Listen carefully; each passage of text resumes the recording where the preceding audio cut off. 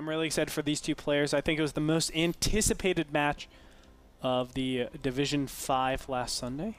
Well, let's go ahead and talk about it. It is Odyssey as our starting map. In the bottom right-hand corner as the blue Zerg, we have ourselves Mal CC MorroW. In the top left-hand corner as the red Terran, we have TSL Polt. And, you know, MorroW, of course, the person that is in our Sunday showdown. He will be playing Idra at the Anthill Pub in Irvine, California. Now, this weekend is paywalled. It's only 2 subscribers. But let me guarantee you, it will be a very epic best of 7. It'll be another TVZ, except MorroW will be playing Terran, of course, Idra playing Zerg. Definitely check it out, because not only will you have those 2 handsome nerds competing for the $2,000 prize pool, but you'll also have the other 2 handsome nerds, Rotterdam and Mr. Bitter, at the Barcraft. You can go over there and meet up with them. They really are a sharp duo. Yeah, like probably the sharpest duo in esports, I think. So I would say top 1%. Top 1. They are the 1%. They are the 1%. They really are, man. I think when you listen to Rotterdam's live story, I'm like, man, he's so privileged and blessed. I would love to grow up in Europe. Dude, Rotterdam, literally, I think he has the best stories I've ever met. I've ever heard before in my life. Like, it's true. He's a good storyteller. Every single story is just hilarious. It's like, how do you get put into those situations consistently? It's like he puts himself. I feel like he makes up half of them. I know. Like, how do you get into those sticky situations? But like, they can't be. I mean, they're too insane for any person to make up. He'd either be like the greatest liar in the world or actually insane. So. Exactly. To have all those things made up. So, yeah, but back to the game, guys. We see Polt going for a gas as fast expand, getting his first gas very quickly. And actually a second gas too, double gassing, pretty standard. And you can transition to Reactor Hellion right off the fast expansion. What's going on in MorroW's base? In MorroW's base, we have him just playing completely standard, no gas just yet. I do want to mention Polt's build is a lot different than you would think. This is 2 gas before the second supply depot, so he's really rushing for this factory tech. He's going to have a huge amount of influx of gas early on. He'll be able to get his factory and reactor super fast. The question is, does he pull off SCVs from gas, or does he keep them on? If he keeps them on, then it's very likely we will see some sort of continued factory tech. If he doesn't, then he's probably playing it right. he's probably doing the right move. Probably doing the right thing. The main reason why I say that is because you can't spend your gas nearly as fast. So it looks like it will most likely be to double factory pressure. And, you know, the double factory pressure, you can come in with 12 Hellions while hiding it a lot. We've seen it throughout the course of NASL. Thorazine vs. Red comes to mind, especially when he killed 40+ drones. It was absolutely insane. Oh, wow. And, you know, we see that, you know, on Odyssey specifically, though, we've seen a lot of attempts to, because it's not exactly the easiest natural to protect, especially because once you get in, it's just a lot of room. But there is a kind of narrow gap, and if you try to run by with those Hellions, you could do some damage. But again, it comes down to MorroW's defense, and MorroW's EVT is actually not bad at all. So I think he should be okay if he reads this build well. Wow, so Polt is actually not pulling units off of gas. And he just has he just has a huge amount of gas stockpiled here. I think this is incorrect. You can see already 300 gas. What do you need 300 gas 6 minutes into the game? Really, you just don't have the ability to spend that fast. Especially if you go Hellions. Yeah, you're going to lean more. It really doesn't do anything. The other tech that I actually didn't mention would have been Banshee. Very easy to go into that, but he doesn't go there either. So MorroW, I think he will, just based on build, he will take the economic advantage. 37 harvest to 30.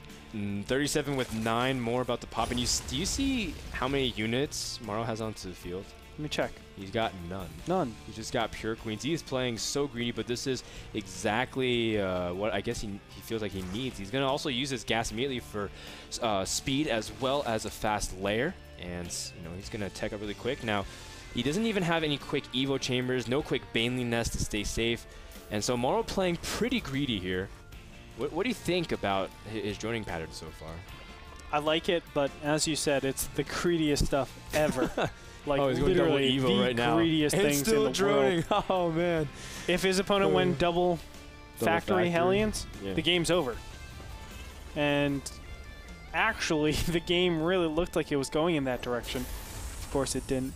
So, I mean, I think MorroW just is playing this to his opponent's style. Yeah. He's saying his opponent doesn't really do, which we haven't seen that much of Polt doing double reactor Hellion. At least I haven't seen it in a very long time. So, I guess it's good in that factor.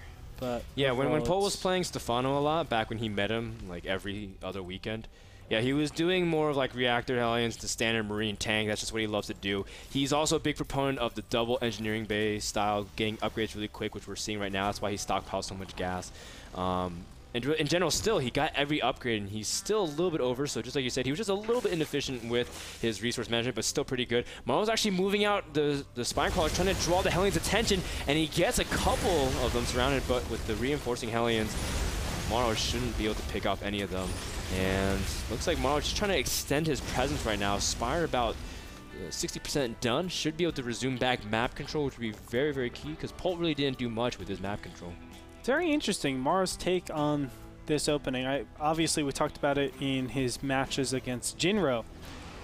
And we were talking about how this delayed Muta attack is good and bad. It's good because it deals with Polt style really nicely. You're able to get a good amount of Mutas, not too many, but not too few, and clear up the medevacs in case of any drops. But you're still focusing on getting that 1-1. So it's a variation. It's almost like you're going that Infestor tech, but instead of getting Infestors, to deal with the drops much more effectively, you're getting those Mutas. There's pros and cons to this. The pros are you get rid of the medevacs. The cons are you don't have any endgame advantage. You know, the Infestor really snowballs very nicely. The Mutas, they don't do that as well. So it's kind of interesting. I'm actually really interested in this interpretation of ZVT. I want to actually read into this and not read into this, but analyze this a lot further. Try to look at the replay after this game. Yeah, well, for now we see that an imminent engagement is about to occur close to the third of MorroW. His Mutas are still in the process of hatching, and he's not going to be in position to save the third. MorroW lets it finish, and just as soon as it was birthed, it might just be put into the grave as we see the third does end up dropping. So Polt with a very, very nice timing, just being able to pick it out before Zerg's able to get it, and MorroW 300 minerals just that's okay for now. He needs to punish his opponent though for having all these units out in the field. And here we go. Oh, Zerg trying to go for surround, and the Banelings are being able to get into position, and will they explode in time? Yes, they will. And MorroW cleans up easily. Polt had a pretty small army just to snipe the third, but loses a lot of units and a lot of time. So for 300 minerals, was that worth it? Kind of debatable. Of course, he did kill a lot in that engagement. A ton of Zerglings, a ton of Banelings. You can see 2-2 is on the way. But somehow or another, MorroW has fallen behind in the upgrade advantage. He hasn't been diligent with getting his second pair of upgrades. And because of that, I mean, Polt is not going to be in a position where Ultras are super strong against him. He will always be in a position where it's 3-3 against 3-5 or 3-3 at the very least. So I like where Polt is. I think he has a nice advantage because of that. Really, all of the advantage that MorroW had, the economic advantage and the double upgrades, have been mitigated very nicely by Polt's build and his due diligence with keeping his upgrades going. Yeah, and it's not necessarily just the fact that he denied a third base and 300 minerals, but that's time and larva that could be accrued. And so Polt, normally you would see him down 30 supply, maybe 20, 30 supply, especially Mutilating Bane, which is really easy to rack up supply.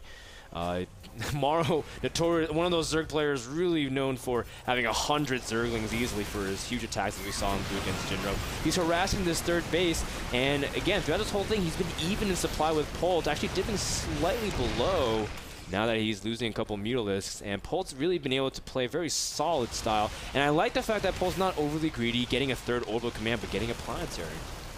The planetary is pretty key, in my opinion. Yeah. I mean, that's probably the #1 thing that really sticks out in my mind. I think that's so important because you know your opponent has gone so drone-centric in that early game stage. Really situate your economy. Make sure it's there. And MorroW really has no advantage anymore. I mean, his whole advantage was in economy and upgrades. Doesn't exist. His map control is not that strong whatsoever. You see the Mulus poking in very slightly, but you also see that MorroW is still droning extremely heavily. 15 drones are about to pop, putting him at 80 and +2/+2. Of course, he does have that upgrade slight advantage. I like the fact that he uses Overseer, Contaminate, doing little small things, but at the same time, MorroW, he should be climbing ahead of Terran, but at this point, falling behind supply is not a good sign. It was pretty drastic, too. I mean, I don't know where MorroW can go from here. It'll be tough. It's going to come down to the army engagement at this point. MorroW really needs to ramp up in the production because overall, I don't think he has a great advantage. He's not super far behind. I should actually talk about that a little bit because I'm making it like Terran is monstrously ahead. No, it's not necessarily the case. But Terran definitely has an advantage, seeing as they're pretty even in economy and development of their units. But a nice pickoff from MorroW is going to really put him nicely into, I guess, getting back into this. Yeah. MorroW is going to try to see if we can defend the fort. The tanks are in great position, especially the Banes coming on the right side. But the Marines are trying to run as fast as they can. And great splits from Polt. Wow. And MorroW doesn't really have the units to engage as the Muralist, trying to clean up the Marines in the northern part, but 2-2 Marines. Let me tell you something. That timing is nasty in TVZ. As, I mean, this fourth base doesn't even stand a chance whatsoever. MorroW trying to evacuate. And something key to remind is that Zergling Muta Baneling is pretty empty supply because you're not able to really trade that much often. There's not good retention rates among Zerglings and Banelings especially. Exactly. And you're just going to trade less and less, especially if Polt keeps that siege tank count high. It's going to be very tough for MorroW to ever engage on it. Well, how you defeat a Terran isn't actually winning the fights. It's winning in economy. You take an exorbitant amount of bases over your opponent, and they just can't keep up. The constant trades, even though you're inefficient, it's not going to work out well. And here we go. Again. Not sieged. Well, even this fight is great for MorroW. Great for Polt. I mean, he really didn't lose a lot here, and look at all the reinforcements in the back. Polt has a ton of units, and MorroW pretty much emptied his gates. He doesn't have a lot of units back at home. Yeah. And we see that MorroW, there's a couple of Banelings not attended to. And you can see MorroW still trying to gather up whatever he can left. He's got 9 Banes in production. He actually canceled it. Trying to get Infestors out, but MorroW he's known for late tech and ZVT as he tries to stay on Mutiling Baneling, but not really able to capitalize on that whatsoever. As you can see, Polt is now very much on the side of Zerg territory, trying to push his way in here. And the slow creeping of Polt is, as always, amazing. This guy, he is so meticulous with how he uses his units and how he positions everything. And he can just cut off this, cut off this in-between grounds and force MorroW to come at him. And that's exactly what he's doing, just cutting in between and forcing pressure on this third, and basically says, MorroW, come at me. And that coming at him is exactly what he's doing. MorroW trying to do for one last stand, but look at the split. Look how deep Polt's Marine and tank forces. GG. I mean, Polt, his army split and positioning was too good, as he does take this the game and currently leads in the series 1-0. And that was just really strong standard TVZ. Yeah. There's nothing else to say about that. Really well played. Yeah. I think MorroW kind of misplayed his hand. I think letting his third go down was a pretty critical loss just because he had 1-1 at that point. I think engaging there is actually correct. Before the Banelings actually are started up, just go with Zergling and Mutas, save that base as well as possible, and then from there, you could play a little bit of a different game. I don't know, it's kind of tight in that position, but I feel like Zerg is strongest there because think, you'd invested everything in economy and then invested everything into your upgrades really early. Well, the production cycles after that is where you're going to be strongest. I mean, your opponent doesn't have that upgrade advantage. Exactly. So all the larva is really funneled into those units. He should be able to theoretically defend against that. Unfortunately, he just didn't feel confident with that. And, he lost his third. And I think it really snowballed into the game.